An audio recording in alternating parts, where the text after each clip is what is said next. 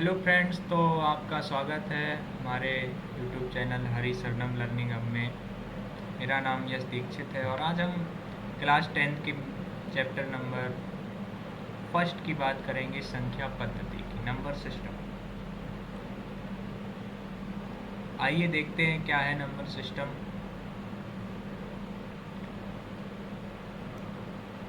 Number system संख्या पद्धति संख्याओं को लिखने और उनके नामकरण के लिए इस्तेमाल किए जाने वाले नियमों का एक समूह है। क्या है? जैसे कि संख्याएं हम कोई लिखते हैं, जो भी 1 2 3 4 जो भी संख्याएं लिखते हैं, उनका नामकरण किस प्रकार से, उसके इस्तेमाल के लिए हम संख्या पद्धति का प्रयोग करेंगे और उससे जो संबंधित नियम होंगे उनको हम इसके अंदर रखेंगे। इन नियमों के तहत संख्याओं को लिखने के लिए कुछ खास प्रतीक चिन्हों का भी इस्तेमाल किया जाएगा। इन प्रतीकों को अलग अलग तरीक़ों से हम व्यवस्थित कर सकते हैं। तो नंबर सिस्टम यही है कि किस प्रकार से हम नंबर्स को एक पद्धति बनाकर उनको हम उसका नामकरण करते हैं या फिर उनके नियमों का जो नियम जो हम पढ़ते हैं उसी को नंबर सिस्टम कहते हैं। ठीक है, इसमें जो इसका पार्ट है नेचुरल नंबर। क्या है नेचुरल नंबर? आप यहाँ देखिए, होल नंबर्स ऑनलाइन, मतलब इस नंबर पर 0 से लेकर इन्फिनिटी तक, अनंत तक की संख्याएं इस पर दी गई हैं। 0 से लेकर अनंत तक संख्याएं। अब जो 0 से संख्या होंगी वो होल नंबर्स हो जाएंगी यहाँ से, लेकिन जो 1 से प्रारंभ होंगी वो आपकी नेचुरल नंबर कहलाएंगी। इसमें 0 शामिल नहीं किया जाएगा। आइए थोड़ा इनके पॉइंटों पर देखते हैं। क्या है कि प्राकृतिक संख्याएं वे संख्याएं होती हैं जिन्हें गिना जा सकता है। इनको हम क्या कर सकते हैं? गिन सकते हैं। प्राकृतिक संख्याएं वे संख्याएं होती हैं जिन्हें हम गिन सकते हैं। ये संख्याएं वास्तविक संख्याओं का हिस्सा होती हैं। प्राकृतिक संख्याओं में केवल धनात्मक पूर्णांक होते हैं। प्राकृतिक संख्याओं का समुच्चय अनंत होता है। प्राकृतिक संख्याओं में 1 से लेकर अनंत तक की संख्याएं शामिल रहेंगी। इसका समुच्चय आप देखिए इस प्रकार का होता है। इसमें आपकी जो संख्याएं रहेंगी वो 1 से लेकर अनंत तक का समुच्चय रहेगा।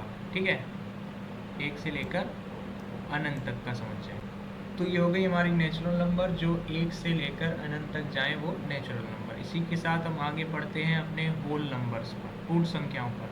क्या है पूर्ण संख्या? क्या है ये? आइए जानते हैं। पूर्ण संख्याएं वे संख्याएं होती हैं जिनमें शून्य के साथ साथ धनात्मक पूर्णांक भी शामिल हो जाते हैं। धनात्मक पूर्णांक कौन कौन से हो गए?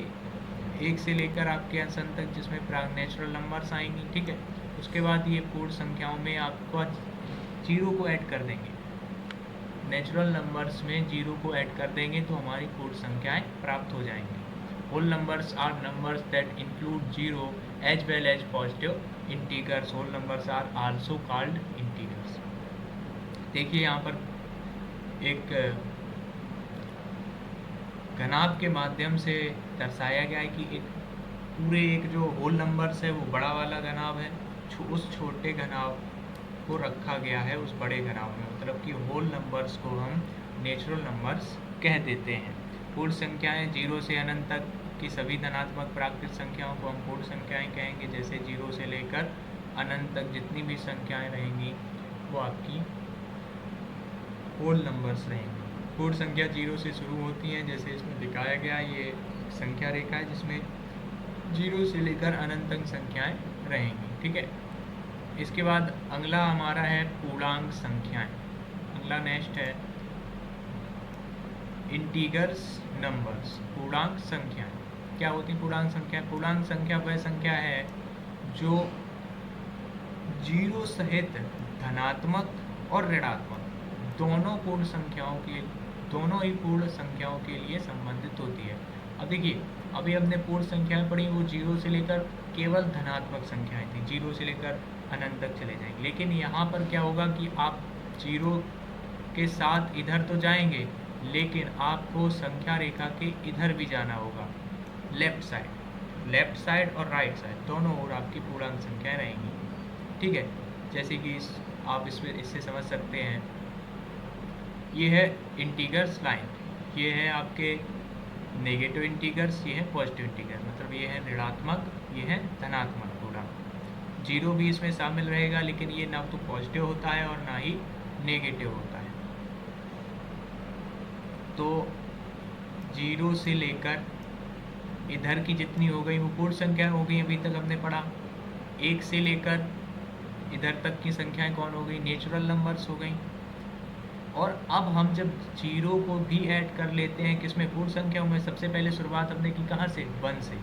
वन से लेकर हम गए अनंत तक, वो हो गई हमारी नेचुरल नंबर, ठीक है, जिसको हम एन से प्रदर्शित करते हैं। उसके बाद हम जीरो उसको ऐड कर लिया तो हमारी बन गई होल नंबर, डब्ल्यू से प्रदर्शित करेंगे इसको। उसके बाद जब जीरो के हम लेफ्ट साइड भी गए, ये है माइनस और ये है प्लस,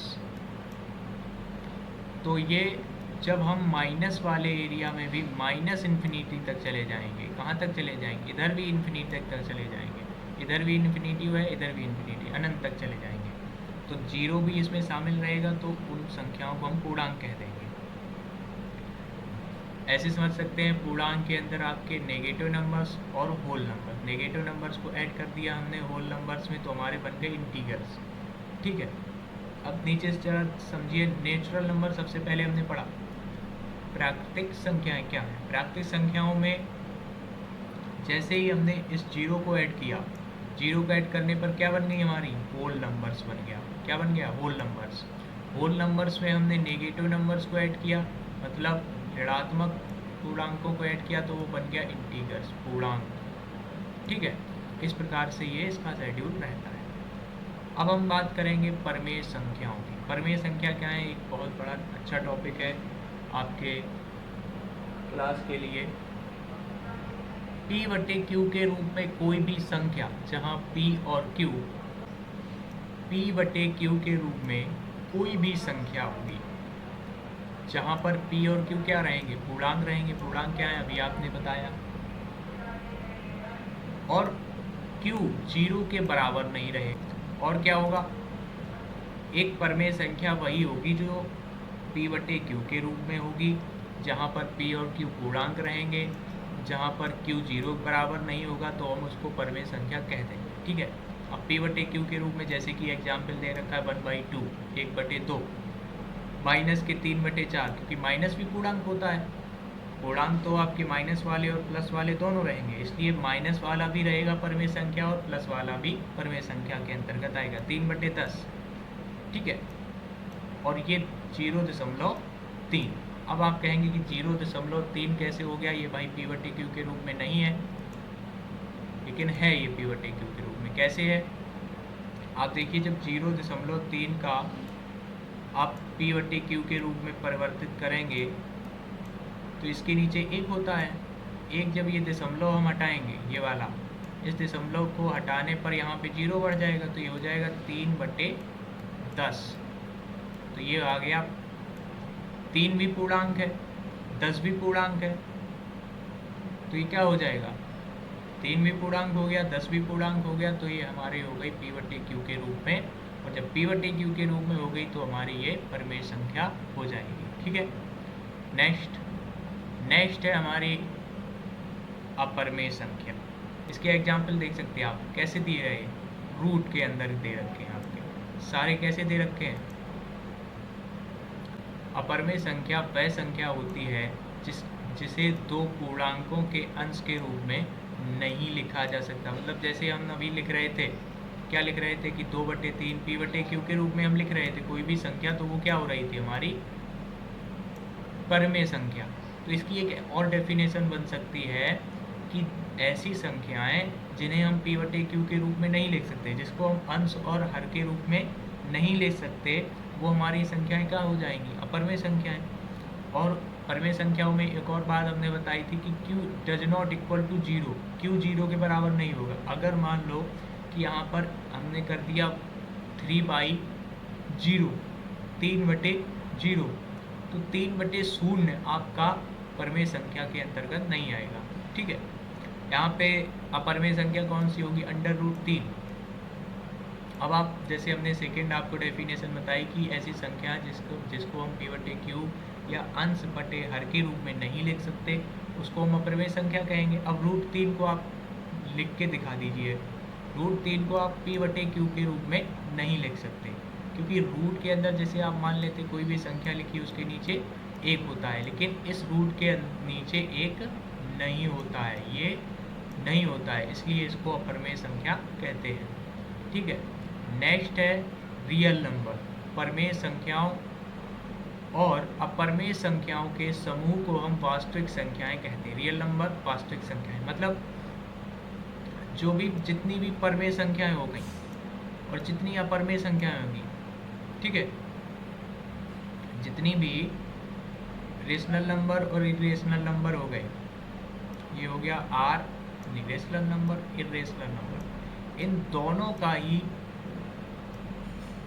को ही हम रियल नंबर में रखेंगे। ठीक है, रियल नंबर में ये दोनों रहेंगे आपके। तो ऐसी संख्या जिसका वर्ग हमेशा एक धनात्मक संख्या हो उसे हम वास्तविक संख्या कहते हैं। अब वर्ग क्या होता है, हम इसका वर्ग भी निकाल सकते हैं, धनात्मक संख्या ही आएगा, क्योंकि किसी भी संख्या का अगर हम रूट निकालेंगे, वर्गमूल निकालते तो वो धनात्मक ही आता है। तो इसलिए वो क्या हो जाएगी, ऐसी संख्या जिसका वर्ग हमेशा एक धनात्मक संख्या हो उसे हम वास्तविक संख्या कहेंगे। इसलिए आपकी अपरमेय और परमेय दोनों संख्याएं इसके अंतर्गत आ जाएंगी। और जितनी भी और संख्याएं आपने अभी तक पढ़ी, whole number, real number, natural number, ये सब आपके रियल नंबर में आएंगे। ठीक है, तो आपको आई होप समझ में आए होंगे ये टॉपिक। और आज इस क्लास में हमने बेसिक चीज़ों को समझा और इसके कुछ न्यूमेरिकल्स को हम नेक्स्ट क्लास में समझेंगे और उसके बाद हम सेकंड चैप्टर बहुपद पर चर्चा करेंगे। बहुपद एक अच्छा टॉपिक है रहेगा आपके लिए और इसको बेहतर तरीके से समझेंगे। इससे काफ़ी बोर्ड में क्वेश्चंस आते रहते हैं। बहुपद की परिभाषा क्या है, उसको पहचानने का क्या तरीका है, ये सब चीज़ें हम नेक्स्ट क्लास में सीखेंगे। ठीक है, नेक्स्ट क्लास के लिए ज़रूर सब्सक्राइब करें चैनल को और लाइक करें। धन्यवाद।